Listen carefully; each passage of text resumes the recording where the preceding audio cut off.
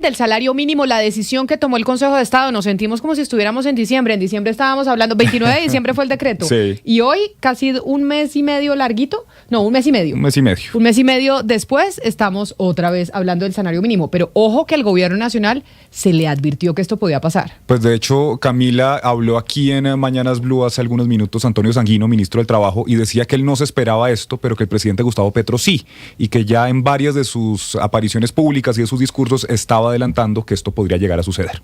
María Elena Ospina, presidente de ACOPI, habló con nosotros en diciembre, pero la volvemos a llamar ahora porque precisamente ACOPI es el gremio de las pequeñas empresas, las que mantienen realmente la economía de este país y a las que más duro les golpeó el aumento del 23% del salario mínimo. Señora Ospina, presidenta de ACOPI, bienvenida, gracias por estar con nosotros. Camila, muy buenos días para ti, para toda la mesa y la audiencia. Señora Ospina, nosotros acabamos de leer un pronunciamiento del presidente de la ANDI, que es el gremio de los empresarios, de las grandes empresas, de la industria de este país, que dice, nosotros decidimos no demandar ese decreto y creemos que pues ya hay que mantener el aumento del 23% y concentrarnos en frenar la inflación por otros lados. Ustedes desde ACOPI, ¿cómo reciben esta decisión del Consejo de Estado? Ustedes que son los microempresarios. Bueno, nosotros estábamos esperando que el Consejo de Estado se pronunciara realmente.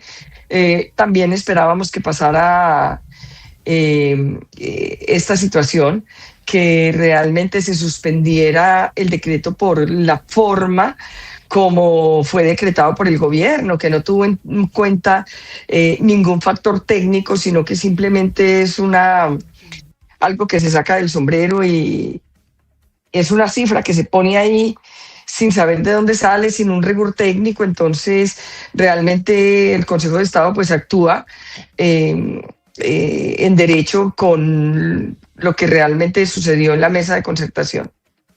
Pero entonces ustedes, no, yo me imagino que no sé si habrán alcanzado a hablar con sus agremiados o no, porque pues esto lo estamos analizando todos desde esta mañana, tratando de entender muy rápido cuáles pueden ser las consecuencias. Ustedes como ACOPI, como pequeños empresas, ¿qué van a hacer con el pago de los salarios? ¿Van a seguir pagando con el 23% del aumento? Es decir, ¿van a seguir pagando el salario de 1.750.905 pesos más el auxilio de transporte? ¿O qué van a hacer? Lo primero, pero lo primero es que la micro, pequeña y mediana empresa genera el 80% del tejido formal, o sea, el 80% de ese pago del salario mínimo. Hoy se tiene que continuar pagando como estamos pagando, obviamente, hasta que no se decrete. Estamos esperando ya los 8 días que dio el Consejo de Estado al presidente para que expida un nuevo decreto. Entonces estamos esperando, que puede ser, sí, él puede decretar lo mismo que decretó, aunque el Consejo de Estado está diciendo no puede ser el mismo salario que se decretó en diciembre. Sí. Tiene que ser diferente y acorde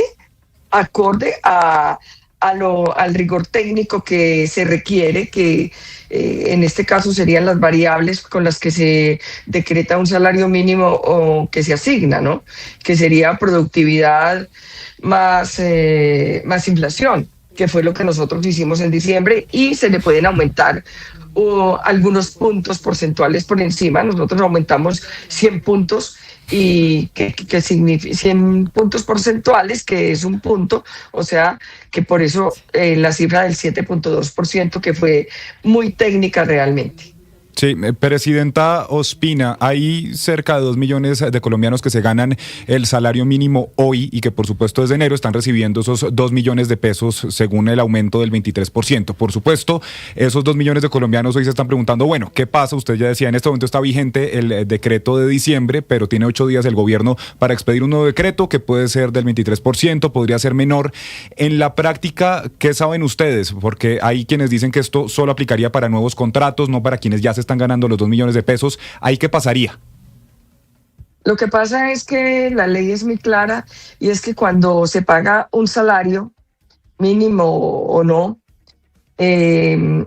digamos con esta medida, no sé, la norma dice que no se puede bajar el salario después de ya estar en contrato, ¿cierto? Después de estar específico en un contrato.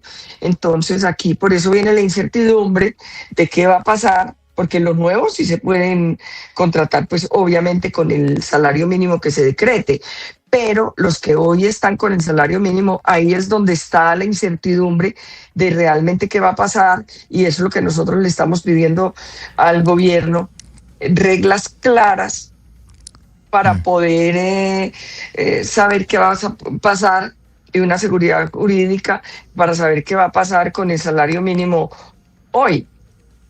Claro. A propósito, doctora María Elena, ¿cómo estuvo el inicio de año para las pequeñas y medianas empresas? ¿Se han perdido empleos desde que el gobierno anunció el incremento del salario mínimo? ¿Usted desde ACOPI tiene esta información? Sí, claro, pero no la tenemos consolidada porque hemos estado hablando con las empresas, pero sí puedo decir que hay empresas que han sacado hasta 50 empleados, otros 20, otros 30, porque no les da la caja para sostener estos empleos. Eso es muy triste porque realmente es que no solamente estamos hablando del salario mínimo, estamos hablando de la reforma laboral, donde estamos hablando el tema del ajuste a los festivos, del tema de las horas extras, la reducción de jornada laboral. Entonces, todas esas cosas han hecho que se afecte realmente a los empresarios. Entonces, cuando se afecta a la empresa, pues obviamente afecta el empleo, que es lo que no queremos, porque nosotros somos quienes generamos el empleo formal. Por supuesto. Entonces, por eso este salario mínimo fue pues un golpe muy duro a la economía de las empresas y a la economía del país, además. Doña María Elena Ospina, presidenta de ACOPI, mil gracias por estar aquí con nosotros y pues hablar de la visión de los microempresarios frente a esta decisión del Consejo de Estado. Una feliz mañana. Una feliz mañana para todos, que estén muy bien.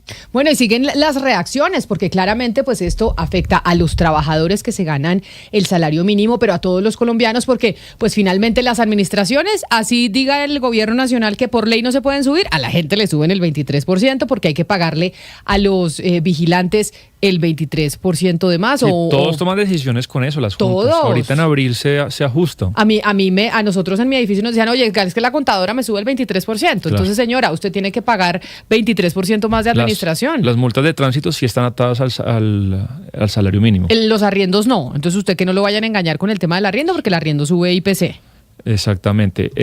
Por ejemplo, el tema también de las viviendas BIS, también el mínimo, el tope está atado al salario mínimo.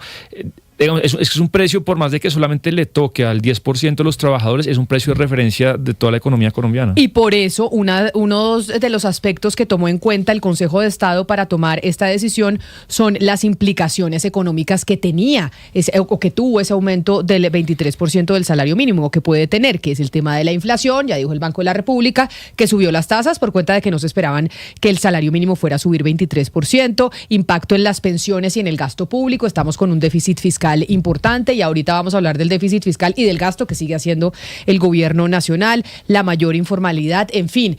El Consejo de Estado toma y explica muy bien en su texto por qué razón toma esta decisión de